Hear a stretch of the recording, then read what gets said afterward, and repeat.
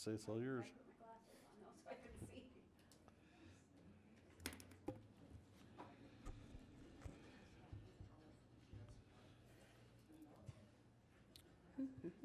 Okay.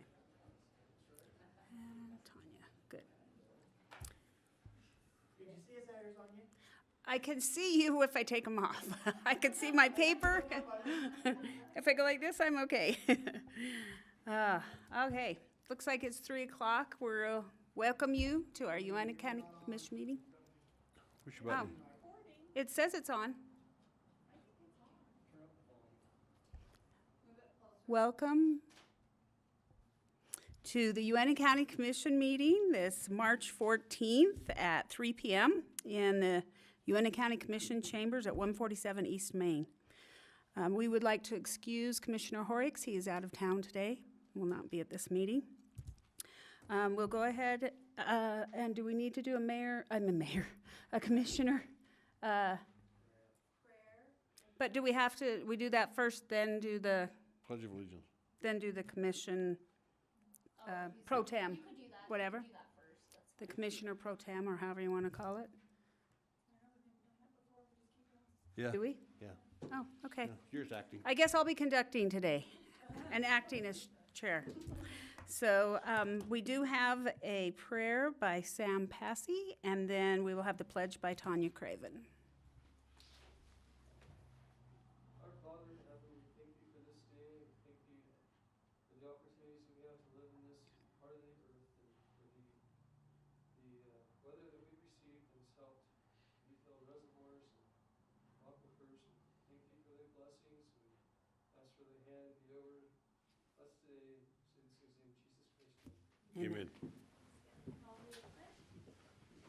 I pledge allegiance to the flag of the United States of America and to the republic for which it stands, one nation, under God, indivisible, with liberty and justice for all. Thank you. We will now, I think we'll do cemetery certificates, then we will, we will do approval of the minutes. I know Tanya's got to Yeah, I go. was gonna say, Tonya, But- Okay, we'll go ahead and we're going to rearrange the agenda just a little bit. Number 11, we are going to move up to the top because she needs to head out of town. And so we're going to try to let her go ahead and present. So number 11 will be policy 460, listing of employee benefits. And Tonya Craven with Human Resources will be presenting.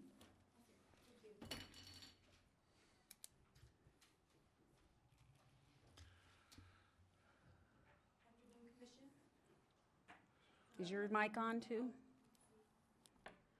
Hello? Okay. All right. Testing, testing. Not on very loud for some reason. All right. Okay. So after yesterday's work session, we went in and discussed the HSA contribution and the timeline in which the HSA contributions are provided to the employees. This is in Tonya Craven's, I apologize, HR department. And this is our policy 460 benefits. And we will be matching the employee benefits per pay period now. Starting with our singles, they will receive the dollar-for-dollar distribution up to a maximum of $75 per pay period. Our two-party and family contribution amounts are the same. They will be distributed dollar-for-dollar up to a maximum of $150 per pay period. And we also discussed that since we will be on pay period 6, this coming up pay period, that we are asking the commission to provide retro contribution to the HSA accounts for the previous 5 pay periods, which have been in effect this calendar year. Those are those. And then I was thinking later on, we also have in our policy where we have life events. And I wanted to get Mike's feedback on this because I'm not sure how this would work.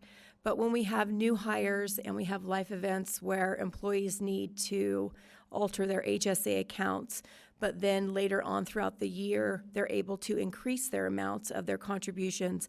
It may not be that 150, but they increase it to the higher amount where they still reach that maximum contribution amount. How that would best work in the clerk-auditor's office so that we're still able to give them that $1,100 or that $550 contribution amount that the commission has provided as a maximum amount for the calendar year. I understand. So that, I'm sorry, wasn't in that meeting Monday.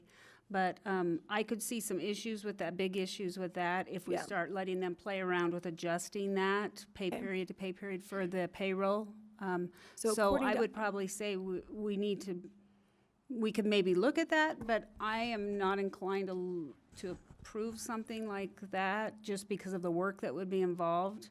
I Okay. think it would be something we would need to say, this is how it can be distributed up to this amount, but maybe that it can't be changed. The only throughout reason year. why I even looked at this later on was just because of the IRS ruling that does state that they can change their HSA contributions throughout the calendar year.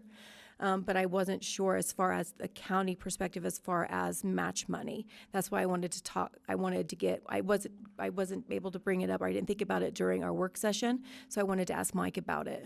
See, my understanding on the 125, under the tax-free part of it, you had to set it and it stayed the same all year.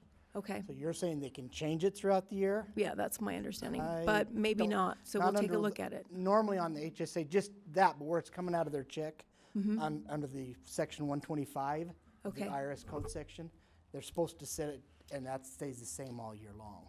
Okay, So so, there shouldn't be these up and downs all the time, and it does, but, because also if you have someone come in June, starts work in June, they haven't been here all year, and so you go back, do they deserve it for the whole year? Right, We're that gonna was- match you from the time you were hired on through the time for the rest of the balance of the year. okay, So that's kind of my thought is, it needs to be set and then it stays that way. okay.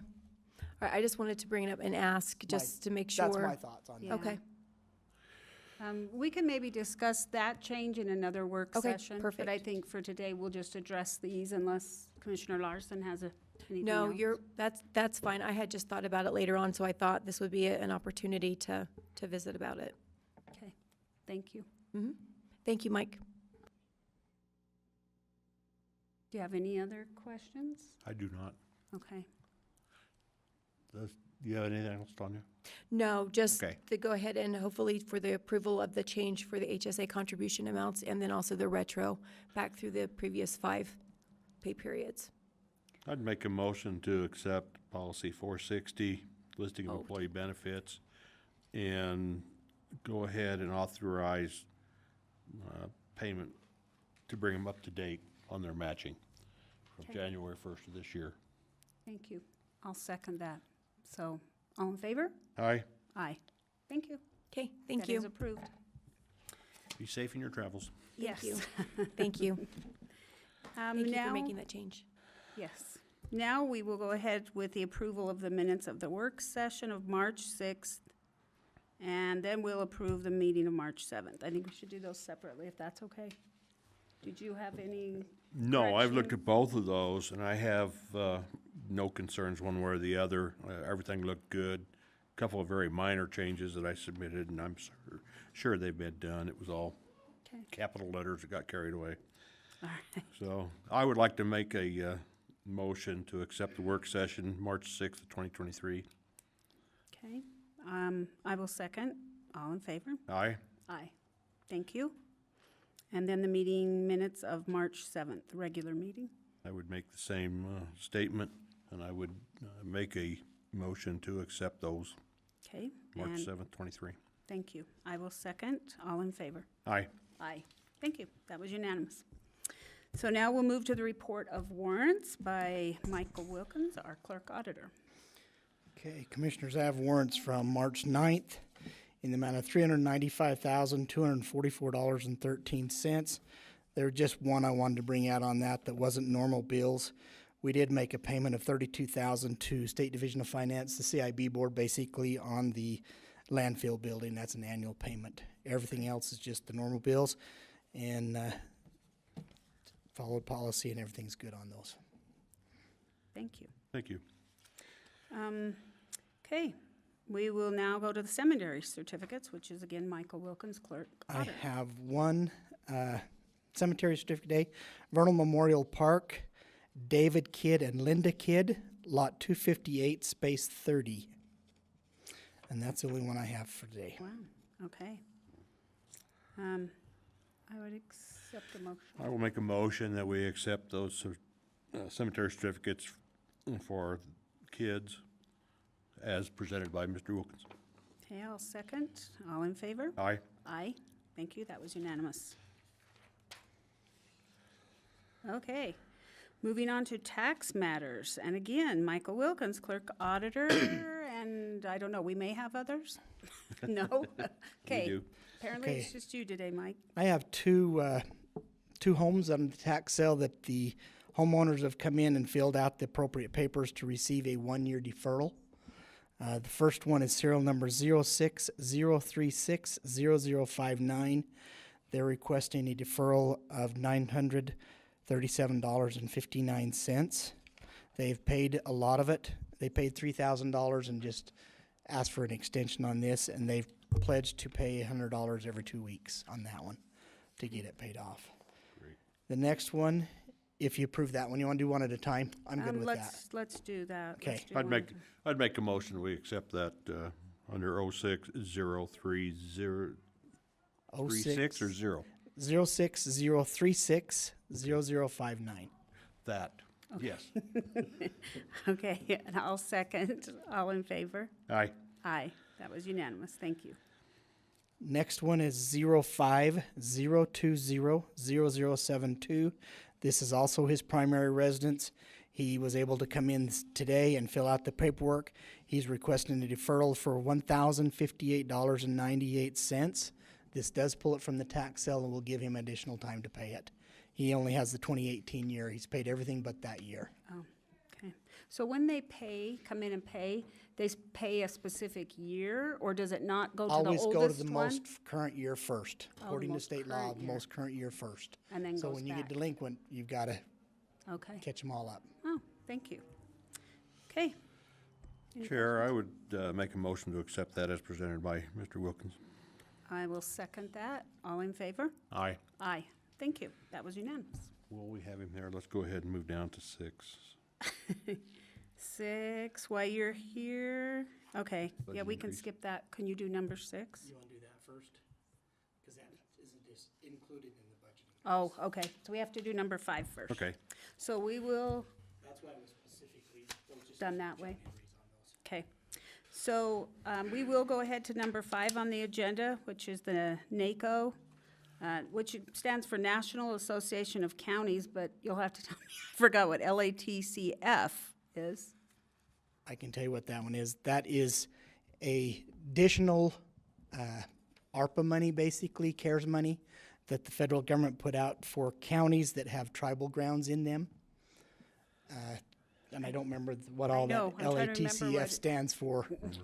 Local area, There you go. Thank you. there it is. Thank you, Brenda. She has her phone going. Okay. And that is going to be, do you? That was gonna be Commissioner Horricks, because Oh. this is And- a 1% of the I total. believe I can fill in on this, Go for it. yes. We received almost $2.5 million annually for the last year and this year coming up. And what they want in return is 1% to create a group in Washington DC to assist us in dealing with these type of problems with the lands and to make sure that we are involved in that. Their wild is 29,000 plus. I don't remember the exact amount per year. It's a total And of what we will do is we will- $58,600 and something dollars. Yeah. We will pay that through the Utah Association of Counties. Now, if this program does not gain $15 million to set it up, then our funds will be returned to us by the Utah Association of Counties. Does that make it just as clear as mud? Yeah, Only thing I would like to say is, let's say this is gonna be coming out of general fund monies, Correct. because the other funds cannot be used for lobbying. Right. So this is general fund monies going into this. That's just how they calculated how much would be going, from my interpretations of it. Yes, and I'm glad you clarified that, because that was one of the questions I had, was it 29,000 period, or was it 29,000 for the 2 years we received the 2,900,000? For both, That's each. 29 each, a total of 58,000 and some odd dollars. Okay. And it was, yes, exactly like Commissioner Larson explained to us, that it would be to help us in the western states more have representation back in DC for our public lands, because we weren't feeling like we were getting the representation from the National Association without creating this special group of public lands for the western states. So that's what they felt. There was a lot of talk about it before we really came into the picture, us two, Right. but that's how it was explained to us, that it would help. And if, I guess, that would not be any ongoing money other than these 2 years. They are saying that they would become self-funded, I guess, or perpetual That's- somehow. That's what they plan on doing, is living Yeah. off the interest. That's their claim. Yeah. So for this, and I believe I was told by someone at Utah Association of Counties that we are the only one left that had not Oh, that have not signed on signed to on? contribute I out of all the haven't heard 29 anything. counties. I believe that's correct. Yeah, Yes. so that's probably not a good thing to be in this case. We've been busy. It's okay, Yes, we're good. We have been. We have 2 newbies, so we've been trying to. But anyway, so that is the explanation of that item. Hopefully everybody and Chair, I understands that.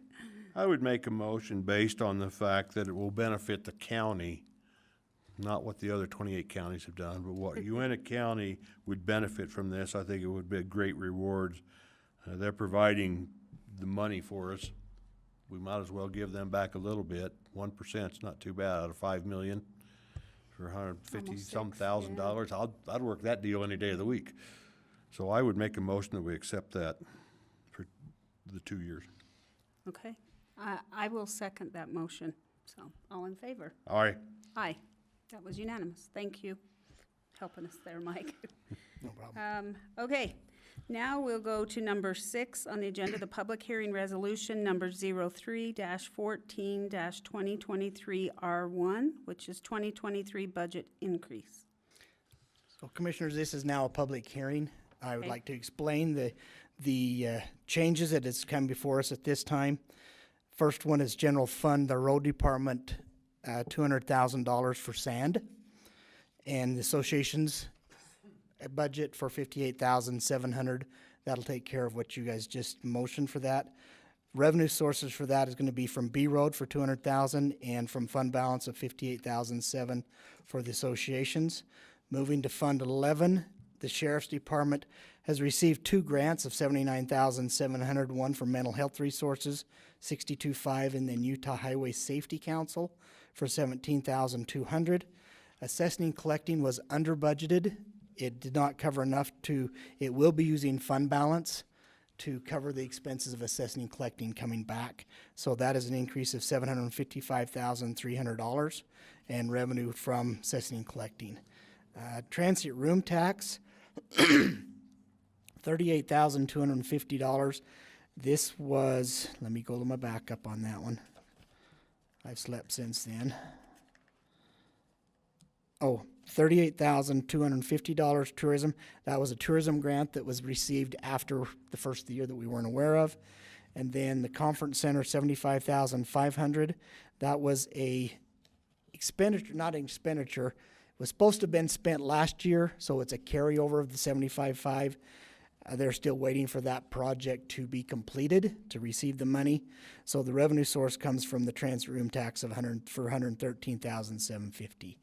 In B Road, $2,200,000, $200,000 will come back to the general fund. $2 million, the past commission approved and sent a letter to the CIB as a sponsor for the Red Wash Road, 4.4 miles to complete that. Our money is supposed to be spent last, from what I've been told from the Transportation District or the USSD one, whichever it happens to be this week. So $2 million is our match monies to the CIB and to the Transportation District, if needed. But we needed to budget it so that it was there. 911, last year they did a expansion to the central dispatch, and they finally presented some more bills for the equipment. Central dispatch is run by the state of Utah. We still have $1 million of 911 monies that can only be spent at central dispatch. And so they were, with their expansion, they bought new upgraded computers and desks and stuff like that. But they just barely billed us for that, and we did not have enough budgeted to cover that. So I'm requesting $200,000 for that one. Western Park, an opening of $107,000. That was for wages that were not, wages and other expenses that were not budgeted that should have been. Also, the museum received a $5,000 grant that was not aware of at the time. Revenue sources will come from the grant, $5,000, and Western Park for $107,000. That is the actual budget increase. Also on here, I'm going to throw out because there's two resolutions here.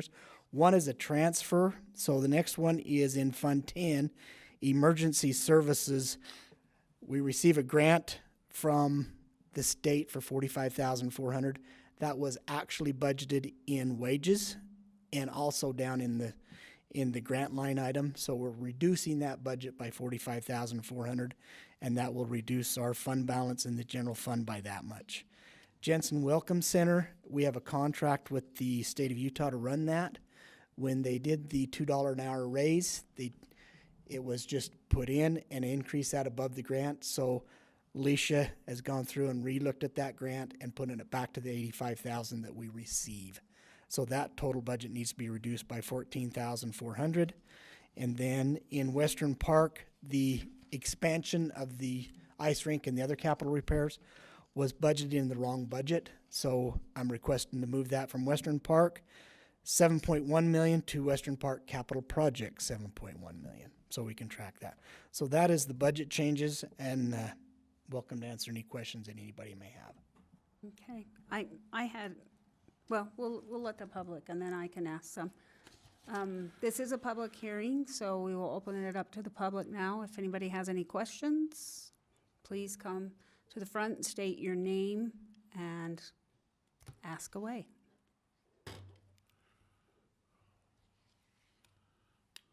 No? Okay, no takers? I guess we will then close the public hearing. I know you sent this to us, but when you were explaining it again, I forgot the $755,300. What did you say that was? That's assessing and collecting. That is money that we receive for assessing and collecting taxes. Right. And it's a percentage of all of mine, the recorders, the assessor, the treasurer, part of your budget, part of our personnel.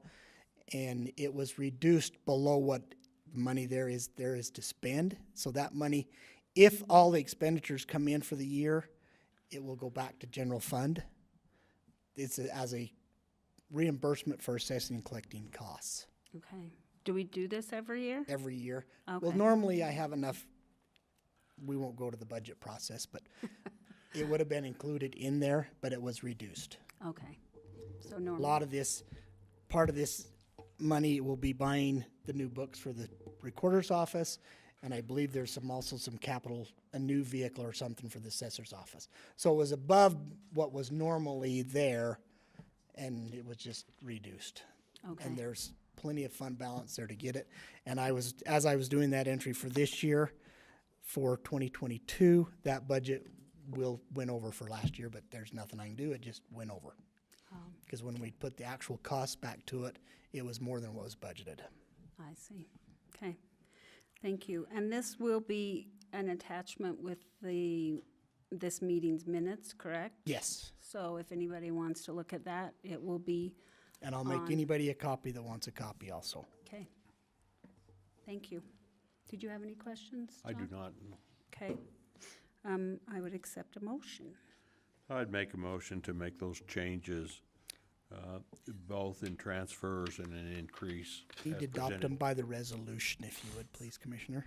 A Make a res- motion to adopt the resolution 314-23R1.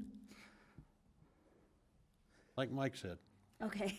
I would make that motion to adopt that resolution. Okay, thank you. And I will second that motion. All in favor? Aye. Aye. Thank you. Now, That's Commissioner unanimous. Larson, please make a motion to adopt resolution 314-23R2. That would be the budget transfer. That's the transfer, correct. You just did it all in one. They Okay. need to be two separate, because one Yes. we're actually taking money from one budget to another. The other one was an increase. Yes, sorry, I meant you explained those all in Right, I one. did, sorry. Okay. Let me try this. I'd make a motion to accept resolution number 03-14-2023R2, the 2023 budget transfer. Perfect. Thank you.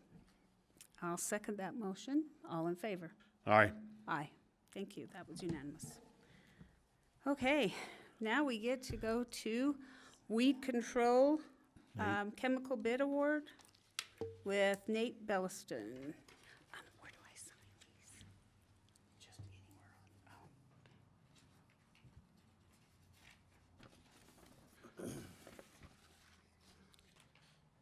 I can go ahead while Yep, he's down go there, ahead, I that's guess. fine. Yes, All right. sorry. No worries. Okay, so last week we opened up 2 bids, one from Steve Regan Company and the other one from Nutrient Solutions, for our projected, estimated chemicals that we'll use for this year. There was 19 different products that they bid on, and across the board, Nutrient Solutions had the best quotes for all those. They were the same company that we used last year. Pretty satisfied with how they did in providing the product and doing everything they needed to do for us. So I'm just submitting that's the company that I would suggest that we go with. Okay, They can provide you with what you need at a decent price. And good time, too. good. Good time. That's They can get it here good to fast, hear. so. We keep hearing a broken record of it was hard to get things and the prices were high, so it's nice to Yeah. hear. Prices are still high, but But at least we can get the products and, Yep. did you see a big increase from last year? from last year to this year, no. But from, let's see, I guess that would be 21 to 22, there was a big increase. So, but Okay. there's always a little increase, but not as big too as the bad. other year, Okay, so. great. Did I'd you make a motion to accept that bid as presented. From, what was it, Neutrina? Nutrient Solutions. Nutrien? Said Nutrien. Nutrien Solutions, okay.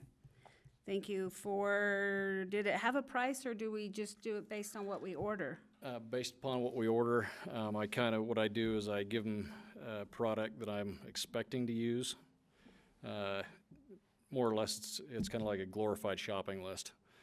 And so some things I'll need, I don't know exactly what I'm gonna need for the whole year, so I just buy it as needed. Okay. And, And is that sets the price for this year? yes, yep, that Okay. sets it for the whole Calendar calendar year. year? Okay, Yep. perfect, thank you. If there's not any other questions, I would accept a motion. I made a motion. Oh, you already did? Yep, there's a motion on the floor. Oh, thanks. I just asked a question, sorry. No problem. I would second that motion then, and all in favor? Aye. Aye. Thank you. Thank you. Okay, now we're to number 10, Policy 11. 800, Yep, 10. Information Security Policy, and this is Rick May with our IT department who will be presenting. I'm Rick May, Uintah County IT Director. This is going to be revision 1 to our information security policy, Policy 800. For the most part, most of the changes are just clarifications and specifying exactly who's going to be the person that's approving computer equipment and stuff on our network. It's, there'll be multiple cases where it says IT director or designated MIS employee.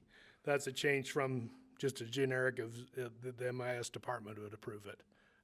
We need to clarify, take it down to 1 or 2 people that can do these approvals. So that's one. Here's another one that has to do with,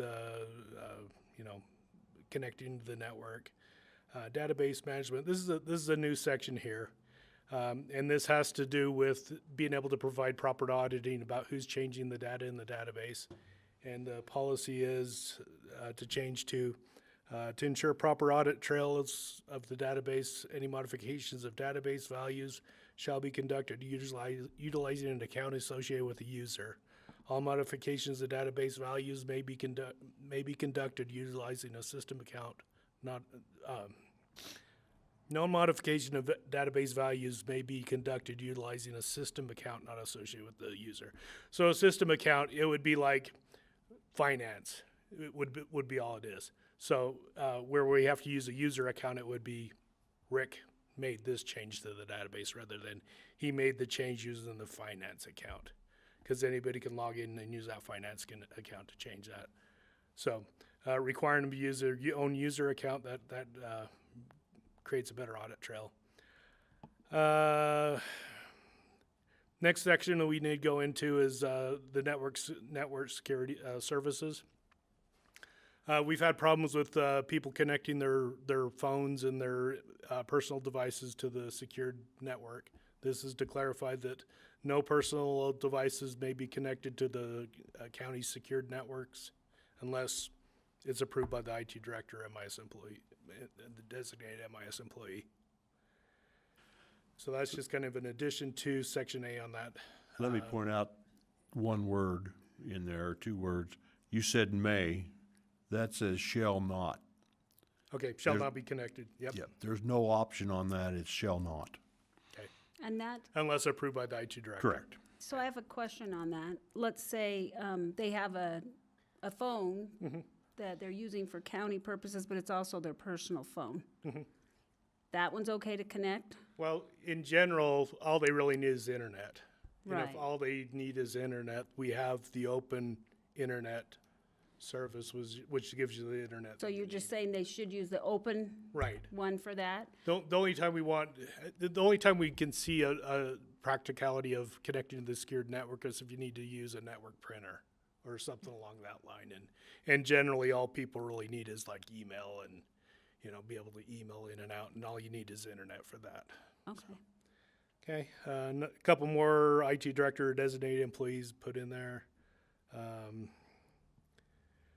Monitoring of IT networks. This is an addition right here that may include sniffing of packets in both intra and internet. It's just packet capturing. It's a way we can track what's going on our network.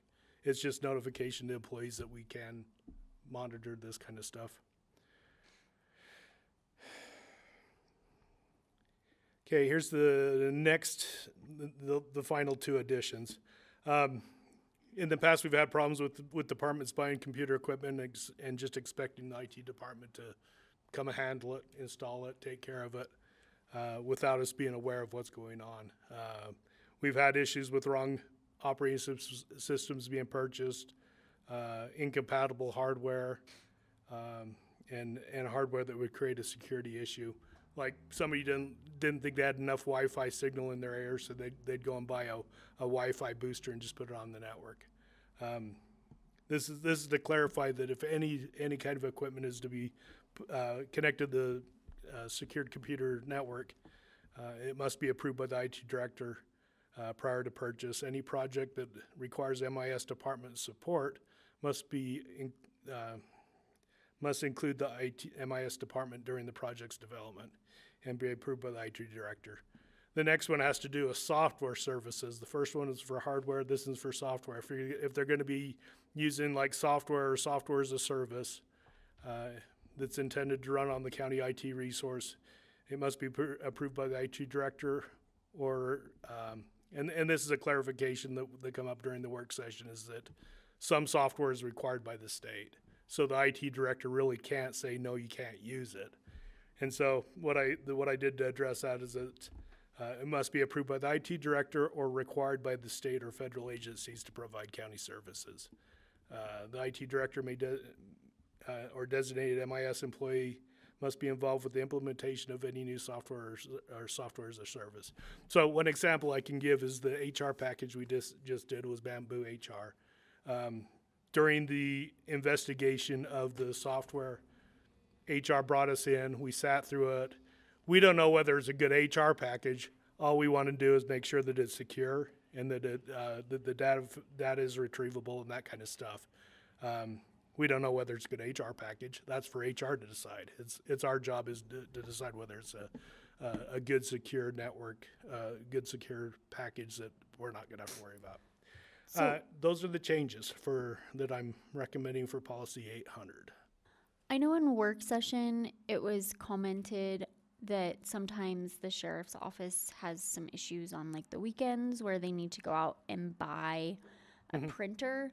So, in that case, under subsection 9, the language where it says that it has to be approved by the IT director prior to purchase, is it possible to change that language to must, that if you're Unless gonna the do it, you equipment's have to being inform connected them? to the secured network itself. If it's like a printer that connects to a computer that then connects to the network, that's fine. Okay. And most likely they wouldn't be going out and getting a network device. If they do, I still do want to be involved with if they're buying something that connects to the network. I think Okay. that could possibly be remedied by a phone call to Rick. Right. Even if it's on a weekend, they could Okay. contact him and just say, this is what we've got to do, our printer went down, or whatever it is, and at least they could converse. And I'm not going to have a that out. problem, especially if it's something that they've already had and it just broke and they need Right. to replace it. It's kind of an approved device at that point as far as I'm concerned. I'm not purchasing, I'm, just want to make sure the devices are okay. Right, and I think this is just something we want that everyone to be aware of. It's kind of a just run it past him. Like he said, he's not approving maybe the program or whatever it is you're purchasing. He just wants to make sure it will work with the county system, it's secure, it has I don't know all the technical terms, but that it's sufficient, and it'll work for what you need it to do. Right. And if they're wanting to get data out of our database, we need to know that there's a way to interface with it. So those are the kind of things that we check. Okay, perfect. This also protects us because we use the state firewall. And if we get some sort of a object that doesn't really like the state firewall and we get some virus in there or something, we will lose our right to that state firewall, and that is going to cost us tremendously. Yes, good point. Okay. Any other comments, questions? Okay, I guess I would accept a motion. Make a motion to accept policy 800. Okay, I will second that, and all in favor? Aye. Aye. Thank you. Thank you, Commissioners. That was unanimous.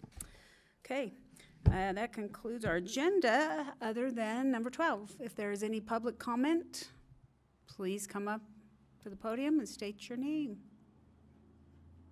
and your business. No? Okay, seeing none, then I would accept a motion to adjourn. I make that motion to adjourn. Thank you. I was used to saying, I second, all in favor? Aye. Aye, thank you. Now we're Thank you all adjourned. for coming. We appreciate you. And please don't